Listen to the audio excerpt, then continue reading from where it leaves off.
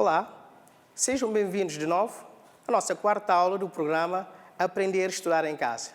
Eu sou o professor João Paulo, da disciplina de Língua Portuguesa, da área de Humanística do 12º ano.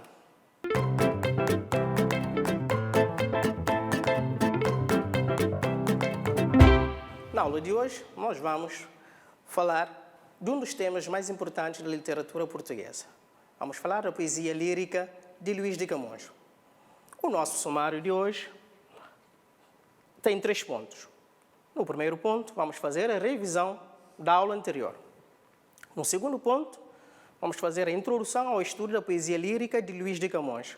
E no terceiro ponto, leitura e análise de Endechas, a Bárbara Escrava. Antes de começarmos a matéria de hoje, vamos fazer a revisão da aula passada. Na aula passada, falamos da literatura portuguesa da época clássica. Nós vimos que na passagem da literatura medieval para a literatura clássica aconteceram vários factos muito marcantes e que foram importantes nessa transição da época medieval para a época clássica. Vamos aqui assinalar os mais importantes.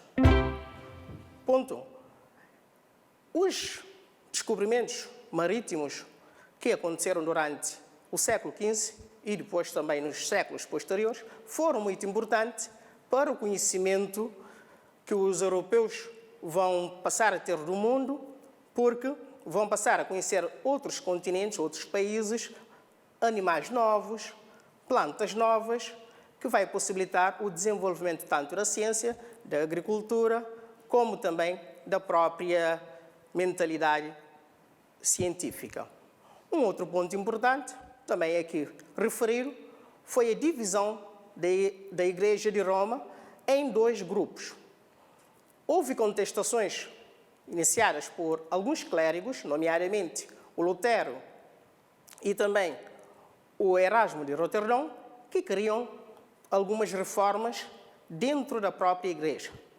A partir dessas contestações, e o Lutero vai depois tomar uma posição mais extrema, que vai levar à divisão da Igreja entre 2 grupos. Os fiéis católicos e os novos fiéis, ou seja, os protestantes.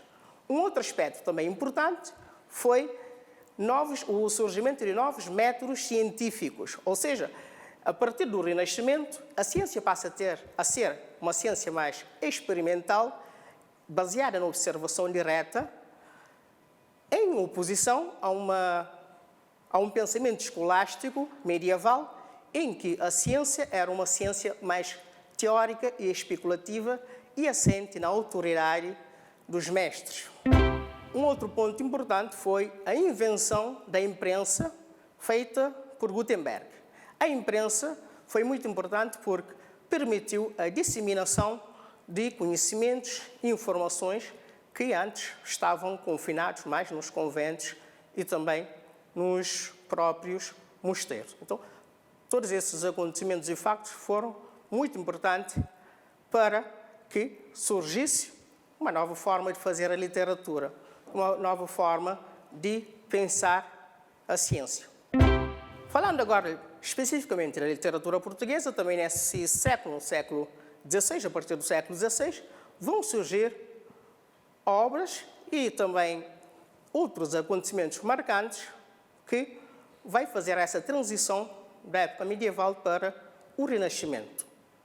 Nós, na aula anterior também, ainda lemos e analisamos uma das farsas de Gil Vicente. O Gil Vicente é um escritor de transição porque tem algumas obras que podem ser agrupadas dentro do grupo dos chamados ainda uma literatura mais de caráter medieval e tem obras que podem ser aqui agrupadas dentro do Renascimento, como é o caso da farsa Alta da Índia, porque a farsa Alta da Índia já representa uma nova visão, uma nova forma de fazer a literatura. Não esqueçamos que esta farsa apresenta também uma visão negativa dos descobrimentos marítimos portugueses, porque mostra uma atitude negativa dessa visão, desse mito que era os descobrimentos.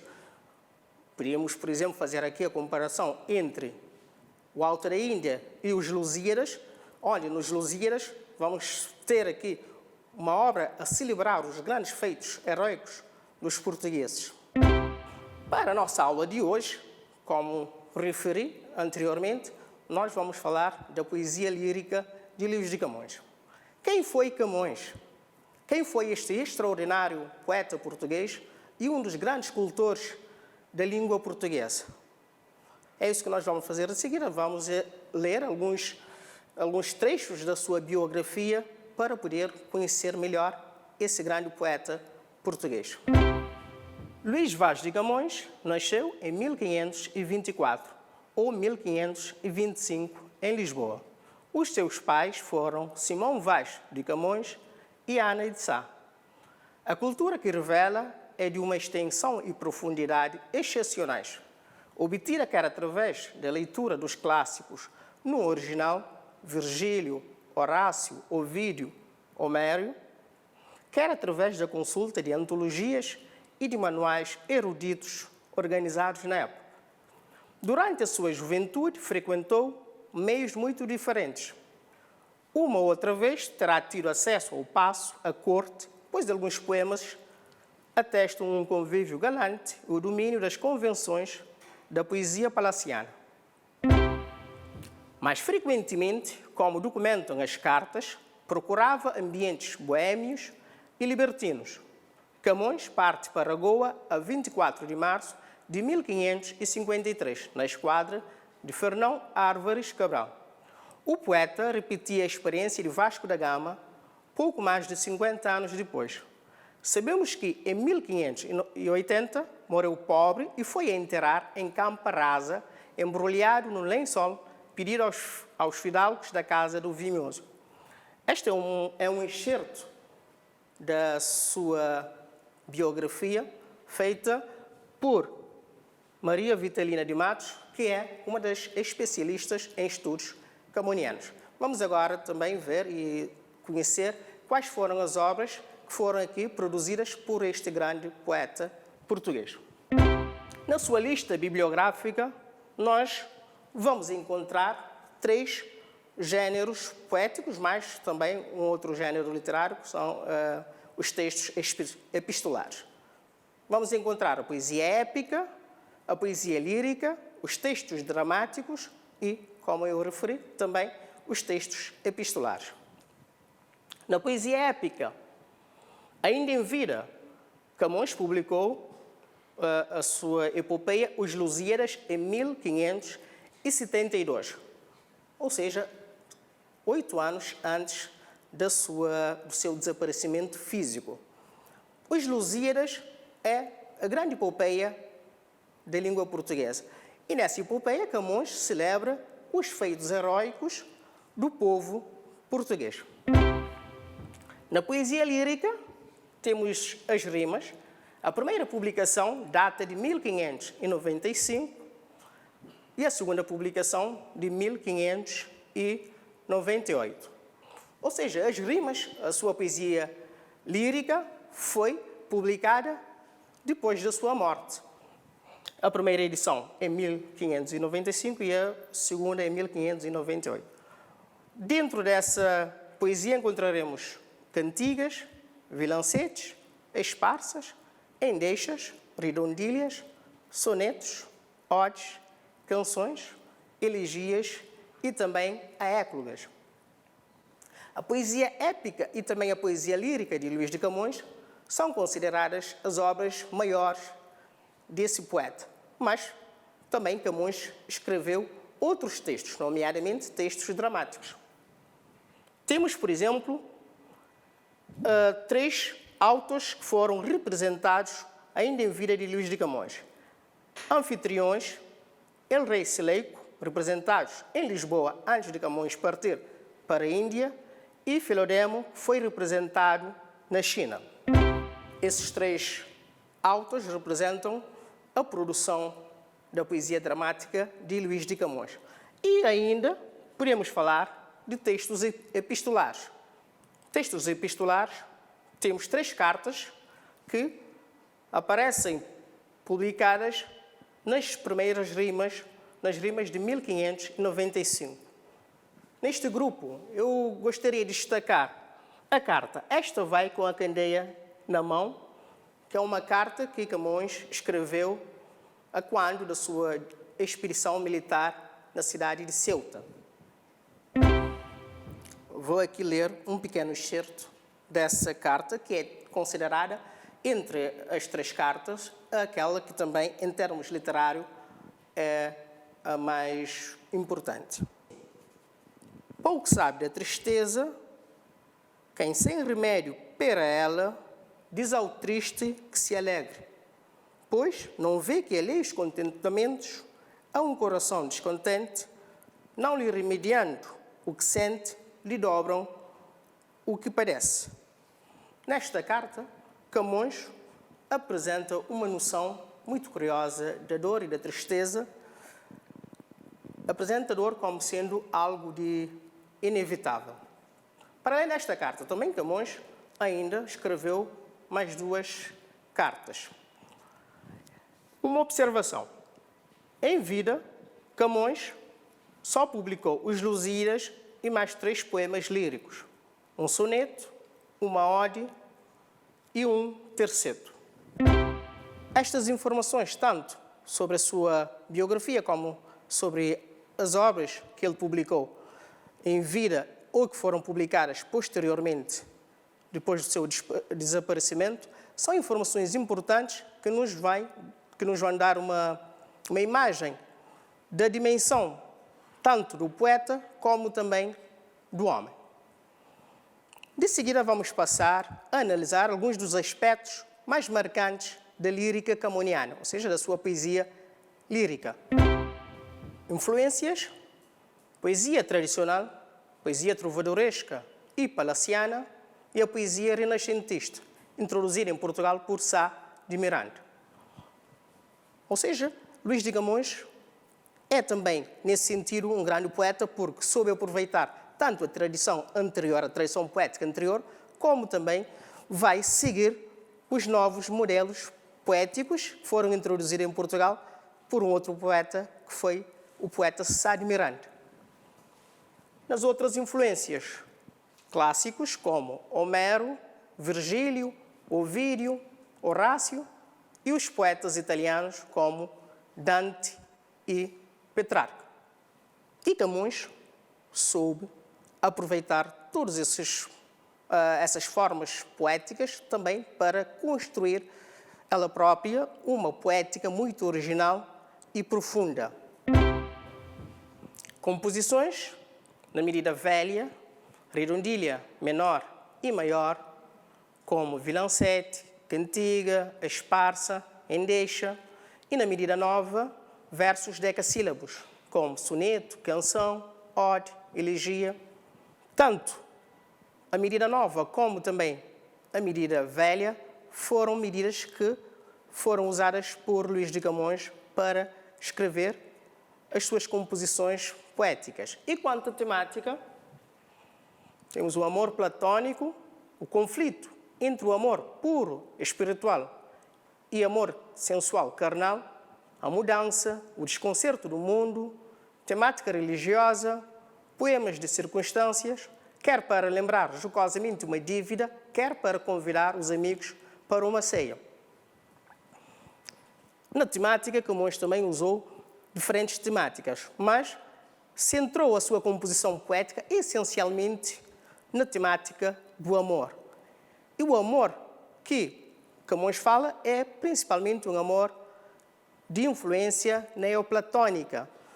Amor também que Camões vai buscar nas composições poéticas de um grande escritor italiano, que é o Petrarca.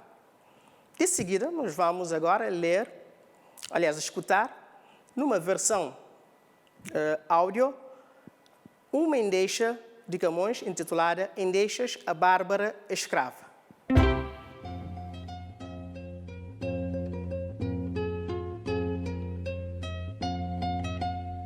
Aquela cativa que me tem cativo, porque nela vivo, já não quer que viva.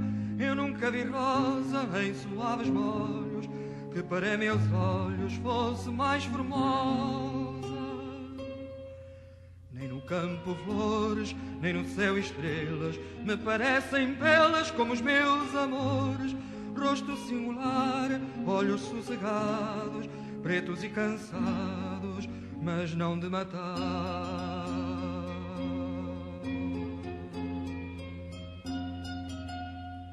Uma graça viva que neles lhe mora, para ser senhora de quem é cativa. Pretos os cabelos, onde o povo vão, perde a opinião que os louros são belos. Pretidão de amor, tão doce a figura, que a neve lhe jura que trocar a cor.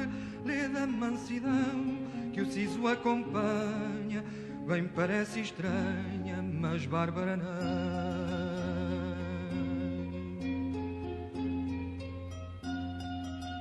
Presença serena que a tormenta amansa, nela enfim descansa toda a minha pena. Esta é a cativa que me tem cativo, e pois nela vivo é a força que viva. Então, gostaram da versão musicada do poema? Vamos agora de seguida passar para a análise formal da endecha.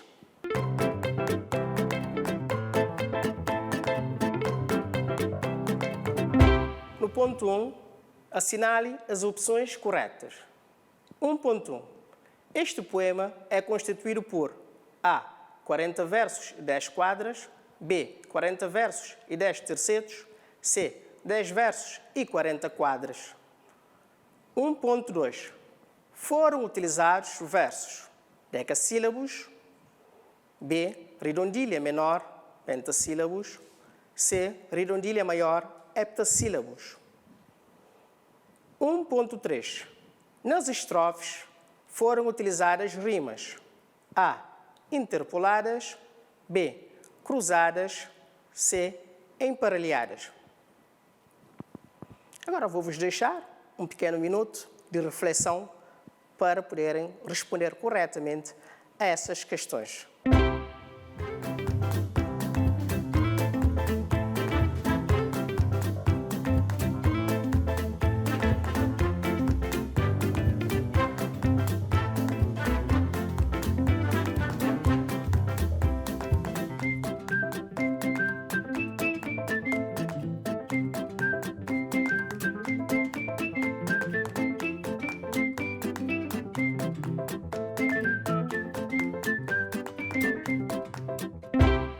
Vamos à correção do exercício.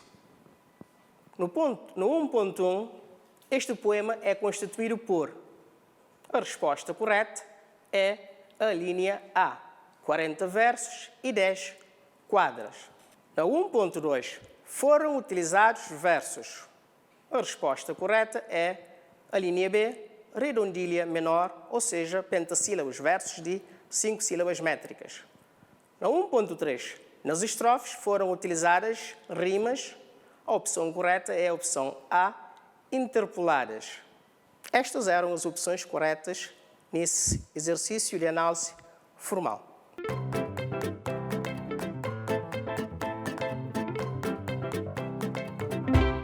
E a parte da análise interna deixo-vos como TPC. E assim, temos 4 perguntas. 1. Atente no jogo de palavras nos 2 primeiros versos do poema. Interprete os sentidos da palavra cativa e cativo. 2. Compare a beleza da amada com o padrão de beleza dessa época. 3.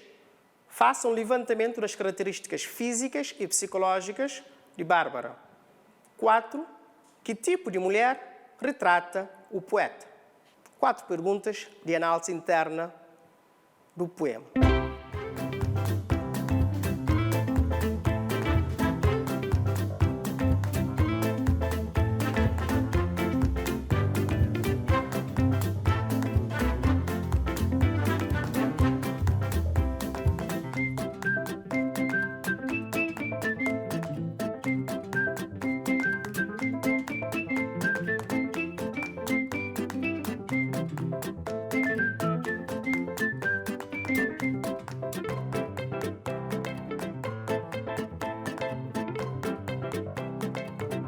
E assim, na nossa quarta aula, falamos da poesia lírica de Luís de Camões.